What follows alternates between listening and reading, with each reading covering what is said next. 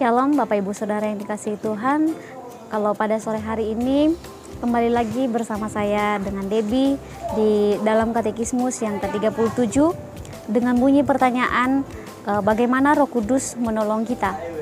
Jawabannya adalah yang pertama, Roh Kudus menginsyafkan kita akan dosa, menghibur, memimpin, dan memberi karunia-karunia rohani kepada kita pribadi lepas pribadi.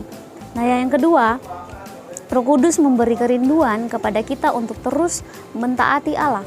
Yang ketiga, Roh Kudus memampukan kita untuk berdoa dan memahami firman Allah. Nah, melalui Katekismus New City ini ada dua penafsir. Yang pertama yaitu John Owen mengatakan bahwa Roh Kudus tinggal di dalam kita untuk memimpin dan mengarahkan kita. Dan yang kedua, Roh Kudus memberi pengertian agar kita dapat membedakan dan memahami dan menerima perkara-perkara rohani. Dan yang kedua, menurut penafsir yang kedua yaitu Leo Suster mengatakan bahwa Roh Kudus adalah Kristus. Dan yang kedua, ketika kita beriman dan percaya kepada Yesus Kristus, Allah Bapa mengangkat kita menjadi anaknya dan memberi kita rohnya. Nah, Roh Kudus tidak hanya memberi kita kehidupan, Roh Kudus juga memenuhi hidup kita dan menolong setiap kita. Nah, Bapak Ibu Saudara yang dikasihi Tuhan, untuk menjawab Katekismus yang ke-37 ini, kita akan sama-sama belajar dua hal penting, yaitu yang pertama, Bapak Ibu Saudara, yang pertama keselamatan dan pedang roh. Ya, yang pertama ketopong keselamatan dan pedang roh di dalam Efesus 6 ayat yang ke-17. Dan terimalah ketopong keselamatan dan pedang roh, yaitu firman Allah. Nah, ketopong keselamatan ini berbicara tentang kepastian, keselamatan dan keyakinan akan hidup yang kekal hanya terdapat dalam Kristus Yesus, Bapak Ibu Saudara. Nah, yang kedua, pedang roh yaitu firman Allah.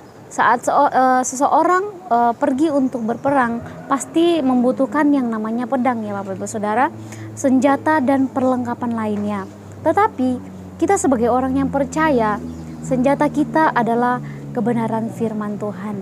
Tuhan untuk kita dapat pakai dalam menjalani setiap kehidupan kita, ya Saudara, untuk kita bisa melawan iblis atau hal-hal yang ada di dalam dunia ini. Contohnya Bapak Ibu Saudara, untuk melawan dosa, suatu yang tidak disukai oleh Allah kita. Ya, kita perlu kebenaran firman Allah, ya Saudara.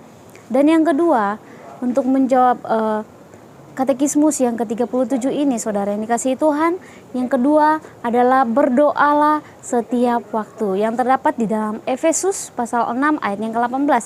Demikian firman Tuhan katakan, dalam segala doa dan permohonan berdoalah setiap waktu di dalam roh dan berjaga-jagalah di dalam doamu itu dengan permohonan yang tak putus-putusnya untuk segala orang kudus. Yang artinya, Saudara yang dikasihi Tuhan, peperangan untuk melawan iblis kita dituntut untuk ada kesungguh-sungguhan dalam berdoa, ya Saudara.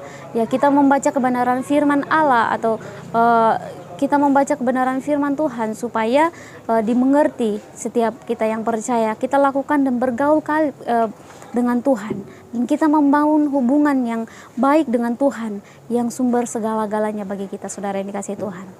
Nah, biarlah kesimpulan pada sore hari ini mengatakan bahwa sebagai orang yang percaya, kita harus berpegang utuh akan kebenaran firman Allah, yang menghidupi firman Tuhan itu, melakukan dan terus membangun hubungan yang baik dengan Tuhan. Melalui apa, Saudara yang dikasihi Tuhan? Melalui setiap doa kita kepada Tuhan. Puji nama Tuhan, Tuhan Yesus memberkati kita. Shalom.